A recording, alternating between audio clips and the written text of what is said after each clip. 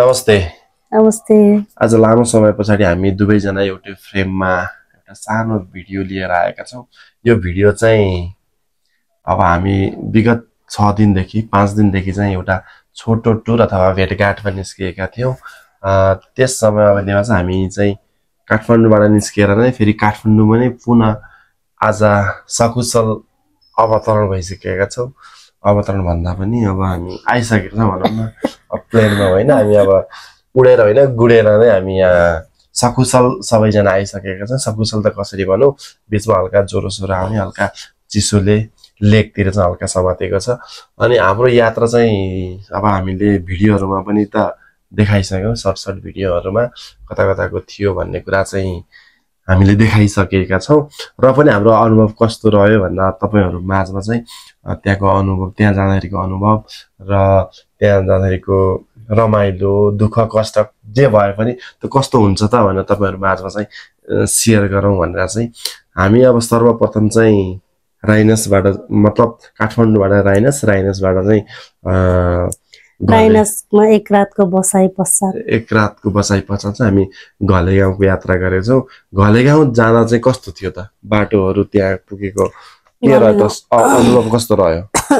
हैन, अलिकति डर लाग्यो कि जस्तो त भयो थियो। फेरि पहिले नै बुगाले त्यो बाटो डर लाग्दो छ भनेपछि ओहो डर लाग्दै छ कि के हो भन्ने त लागिरहेको थियो। तर त्यति धेरै डरै लाग्दो त होइन, जे होस् अलिकति अब माथि डाँडा काँडा पुग्दा अलिअलि भिड त भइहाल्छ नि। त्यतिकै बाटो त कसरी बन्छ र अफरोड बाटो अलिकति गाह्रो नै भनौं न। गाह्रो नै, तर त्यो भन्दा बढी चाहिँ अझै त्यो भुजुङ पुग्दाखेरि चाहिँ रहेछ कि त्यता चाहिँ अलिकति डर लाग्दै भएको त्यता। अनि अब घलेगाउँमा चाहिँ कस्तो रह्यो त त्यहाँको बसाइ चाहिँ? त्यहाँको बसाइ रमाइलो भयो, किन भन्दा अब हामी त्यो जानुपर्छ यो ठाउँ भन्ने पनि थियो, पहिलेदेखि जान मन पनि थियो। आफ्नै गाउँको, आफ्नै जिल्लाको ठाउँ भएर पनि हामी अहिलेसम्म गएको थिएनौँ, फर्स्ट टाइम भिजिट थियो। त्यही पनि रमाइलो भयो।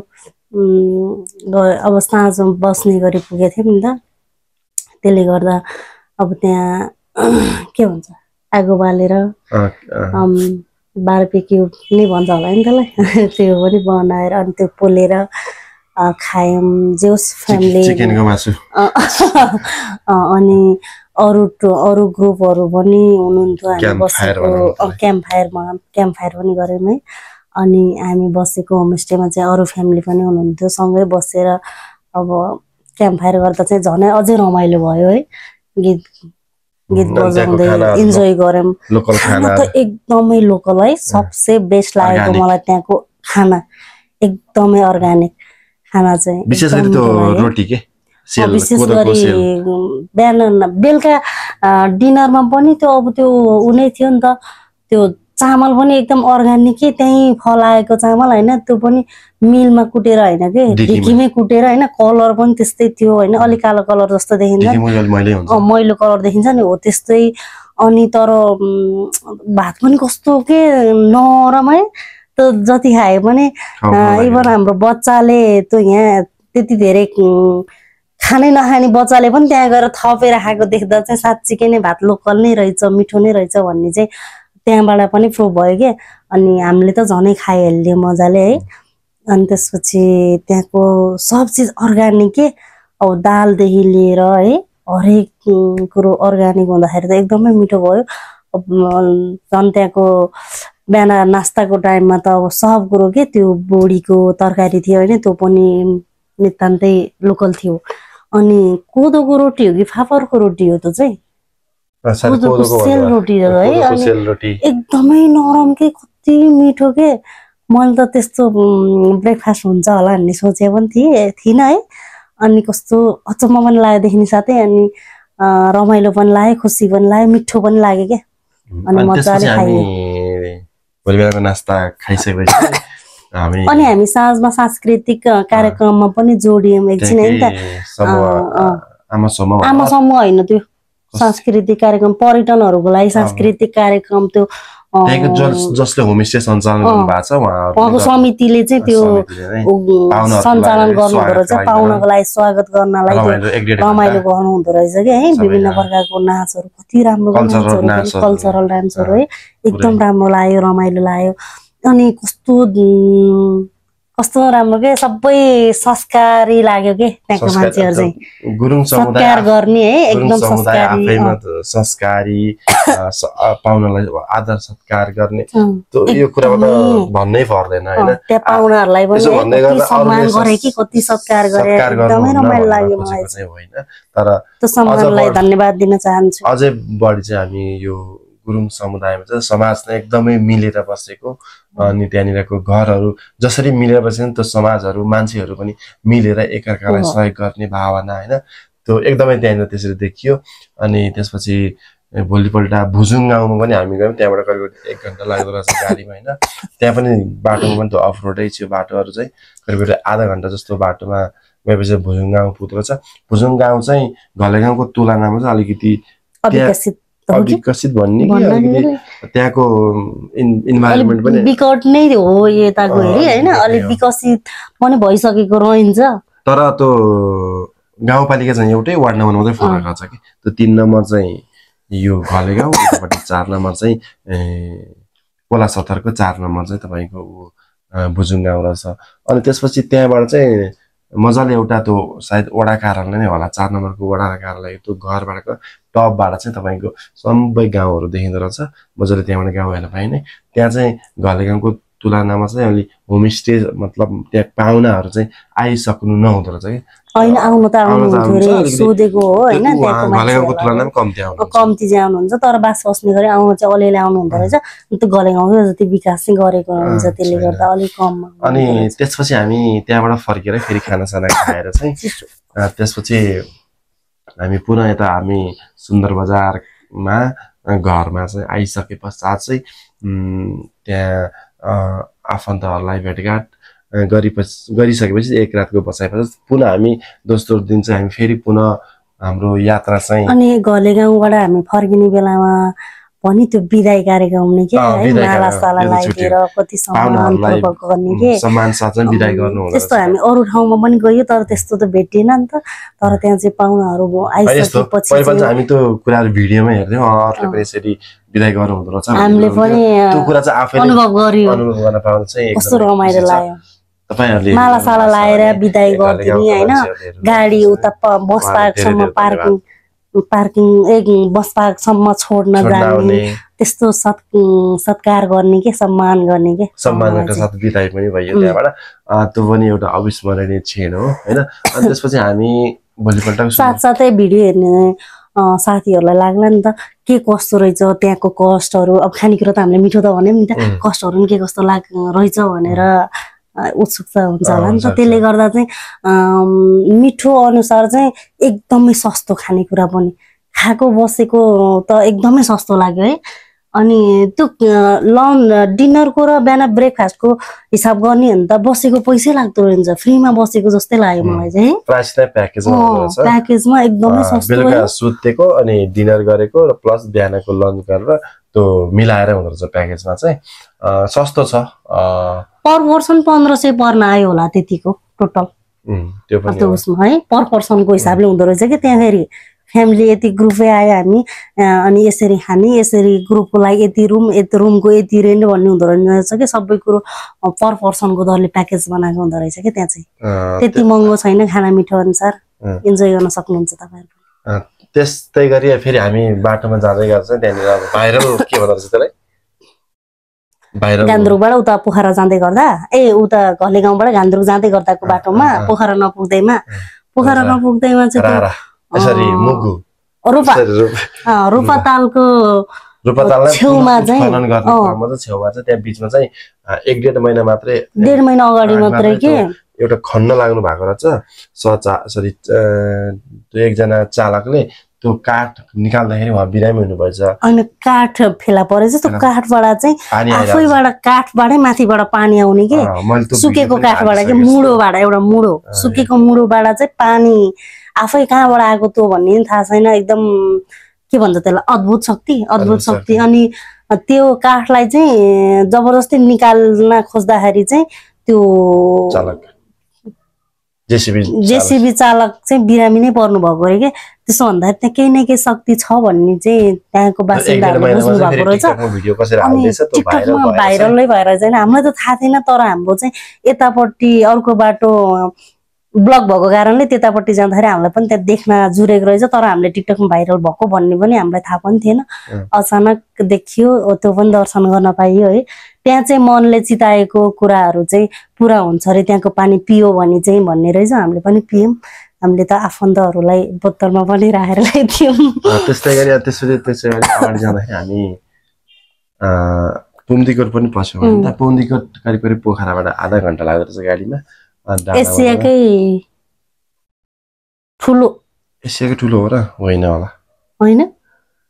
एसियाकै अग्लो चाहिँ यता हो के रे हैन जेसुकै भए पनि त्यो पुम्दीकोटमा रहेको डाँडामा रहेको पुम्दीकोट भन्दो रहेछ त्यो महादेवको मूर्ति चाहिँ हामीले त्यहाँ दर्शन गरेर आयौँ अनि त्यसलाई त्यहाँ पनि रमाइलो लाग्यो निकै यति सफा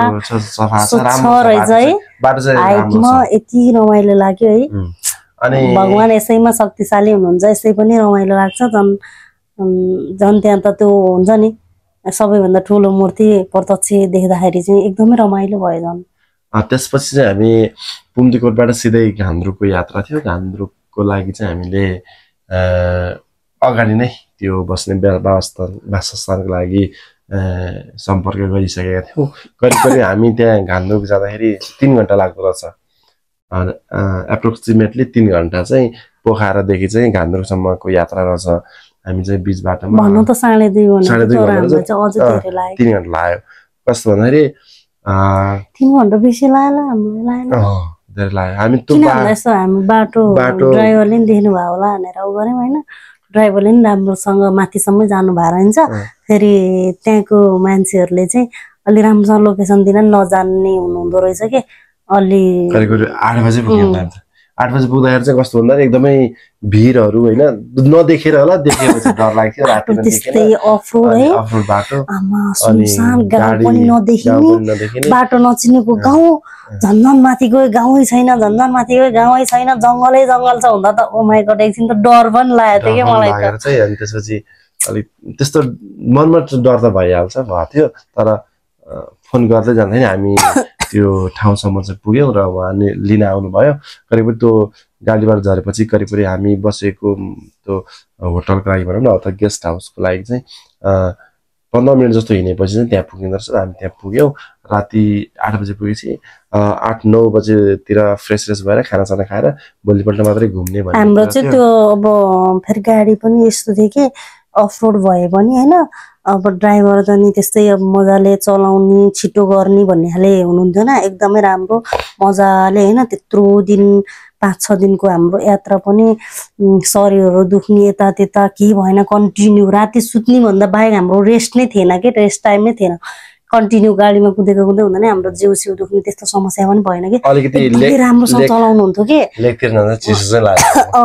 एक सरी कस्तो एक घाँटी खास भयो कि लेकतिर अलिक चिसो चाहिँ लागेको हो तर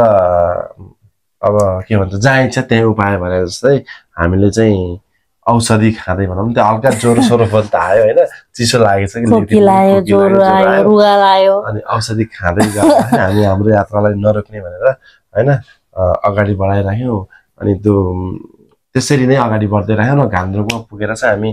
विशेष गरी चाहिँ त्यहाँनिर चाहिँ घान्द्रुकमा कस्तो रहेछ भन्दाखेरि तपाईँको 4-5 वटा हिमाल अन्नपूर्ण धवलागिरी अरू 2-3 वटा होला 4-5 वटा नाम दिनुभएको थियो त्यो हिमाल हेर्ने अनि त्यहाँको कल्चरल युनिफर्म लगाएर फोटो भिडियो गर्ने र त्यहाँको मन्दिर चिया बगान हामी मन्दिर र चिया बगान चाहिँ घुम्यौँ अनि गाउँ हेर्ने भनेर त्यहाँ पुरानो गाउँ र नयाँ गाउँ भनेर छ होइन अनि त्यहाँनिर चाहिँ तपाईँ चिया बगान चाहिँ त्यहाँको खासै राम्रो थियो अनि त्यसपछि त्यहाँनिर चाहिँ के भयो भन्दाखेरि त्यही हेर्नको लागि रहेछ विशेष गरी चाहिँ हिमाल हेर्नको लागि रहेछ तर हामी चाहिँ अब अफसोस हाम्रो चाहिँ ब्याड लक भयो हामी चाहिँ त्यो कुनै पनि ब्याड टाइम भएर होला सायद विशेष गरी चाहिँ यो दसैँ तिहारको मौसममा चाहिँ त्यहाँ मजाले खुल्छ एकदमै नजिक मतलब क्लियर देखिन्छ भन्नुभएको थियो त्यहाँको स्थानीय बासिन्दाहरूले चाहिँ अनि हामीले चाहिँ केही पनि देख्न पाएनौँ त हिमालहरू चाहिँ पुरै तुयालो जस्तो जे होस् हामी घान्द्रुक पुगेर आएको भन्ने चाहिँ भयो अनि त्यो 1.5 घण्टा हामीले एकजना दृश्य अवलोकन गर्न पाइएन सहयोगी दिनुभएको थियो एकजना त्यहाँ होटलको साउजीले उहाँको सहायता लिएर चाहिँ हामी गाउँ चाहिँ त्यो मन्दिर जाने करिब हामी आधा घण्टा 45 मिनट उकालो हिँडेर माथि मन्दिरमा पुग्यौँ त चाहिँ त्यो मन्दिर चाहिँ त्यो मेश्रम मन्दिर समथिङ के भन्दो रहेछ त्यो मन्दिरबाट तल झरेर चाहिँ आधा घण्टै 45 मिनट झरेर चाहिँ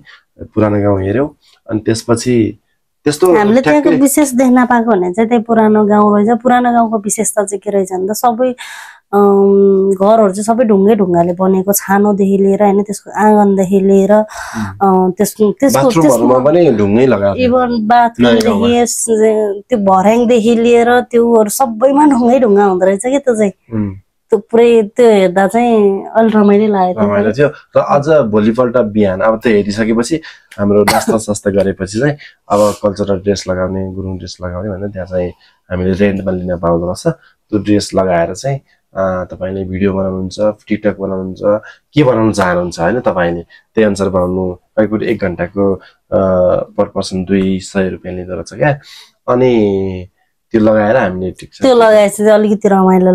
लाग्यो अनि एउटा गुरुङ कटेज भन्ने रहेछ त्यहाँ चाहिँ तलपट्टि राम्रो सजाएर बनाएको रहेछ हैन त्यो सजावट देख्दा चाहिँ अलि रमाइलो लाग्यो एकदमै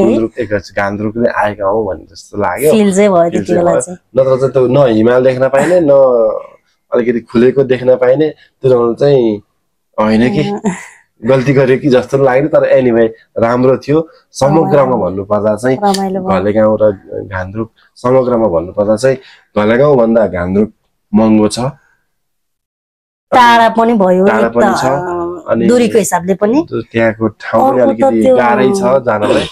गान्द्रुक चाहिँ बाटो पनि गाह्रो छ फेरि त्यहाँको मान्छेहरूले चाहिँ यता घलेगाउँको जस्तो गरी स्वागत गर्ने पाहुनालाई आदर सम्मान गर्न सत्कार गर्न अलि हैन हामीलाई आदर सत्कार सम्मान गर्नु भन्न खोजेको चाहिँ हैन तर हामीले त्यता पाएको यस्तो भयो नि त यतापट्टिको सम्मान देख्दाखेरि उहाँहरूले आफूले सम्मान गर्नुभयो हामीले पनि सम्मान दियौँ नि त त्यो हुँदाखेरि सम्मान त दिएपछि नै पाइने रहेछ भन्ने भयो अनि हामीलाई एउटा हट टच भयो नि त यतापट्टि चाहिँ त्यस्तो धेरै लागेन है त्यो पनि फेरि एउटा हामी चाहिँ उता चाहिँ के छ भने त कटेजमा चाहिँ अलिकति सुविधा कम छ रे फ्यामिली नै ग्रुपै भएर हामी नि फ्यामिली त फ्यामिली नै गएको हैन तर पनि फ्यामिली नै पुरै एउटै रुमलाई शेयर गरेर बस्न सक्ने भए चाहिँ त्यहाँ राम्रो रहेछ हैन त्यो कटेजमा चाहिँ वाशरुम चाहिँ बाहिर रहेछ हैन भित्र एट्याच नभएको होमस्टेमा चाहिँ एट्याच नभएको भएर हामीले चाहिँ होटलले बुक गर्यौं हैन होटलले बुक गर्दाखेरि चाहिँ एक आफ्नोतिरै होटल बुक गरेर बसेको जस्तै लाग्दो रहेछ के त्यो खाना पनि त्यस्तै है त्यस्तो अर्गानिक केही पनि भेटिएन है त्यहाँ चाहिँ खाना पनि मलाई त कति पनि मिला त्यहाँको चाहिँ विशेष मलाई सम्झिन मन लाग्ने त्यही ड्रेस लाएर त्यही उता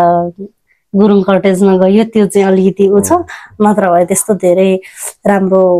मेमोरेबल छ त्यहाँको यो चीज भन्ने चाहिँ लागेन मलाई चाहिँ ठिकै छ एनीवे जे जस्तो भए पनि समग्रमा भन्नुपर्दा हाम्रो यात्रा चाहिँ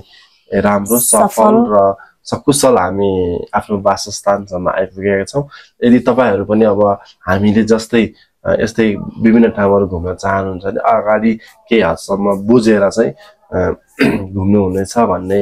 आशा छ र विशेष गरी घलेगाउँ अथवा अन्य कुनै गाउँ जुन कुनै गाउँ भए पनि घुम्न लायक ठाउँहरु चाहिँ अब समय मिलेछ भने तपाई एक्लै अथवा परिवारसँग घुम्न सक्नुहुनेछ यति भन्दै हामी फर्किँदा पनि बाटोमा पोखरा अनि पोखरा लगायत उसम्म दमौलीसम्म यात्रा गरियो हैन दमौलीमा आएर एन्ड गरियो तर त्यो यात्रा पनि बीच-बीचमा ठाउँ-ठाउँमा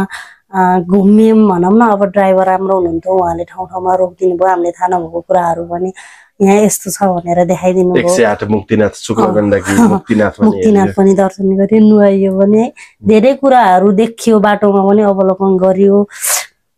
अब हामीले धेरै भइसक्यो थियो उता गान्द्रुक घलेगाउँ जाँदा पनि अब हामी गाउँ छोडेर यता शहरतिर छिरेको पनि धेरै वर्षै भइसकेको भएर अब जंगली त्यो उहरू पनि कन्दमुल भन्छ कि ओहो त्यो कन्दमुल कहाँ छ हामीले कन्दमुल होइन हौ, त्यो उता कन्दमुल पानी अमला। कन्दमुलै अनि त्यो पनि थियो अनि फेरि त्यो बिचमा हुन्छ नि त्यो जङ्गलमा पाइने खानेकुराहरू के त्यो चाहिँ एकदमै रहर लाग्दो भएर त्यो चाहिँ मलाई नि रमाइलो लाग्यो यात्रा चाहिँ। समग्रमा हाम्रो यात्रा सफल रह्यो भन्न चाहन्छु तपाईहरुलाई पनि। तपाईहरुले हेरेर साथ दिनुभयो, तपाईहरुलाई धेरै धेरै धन्यवाद।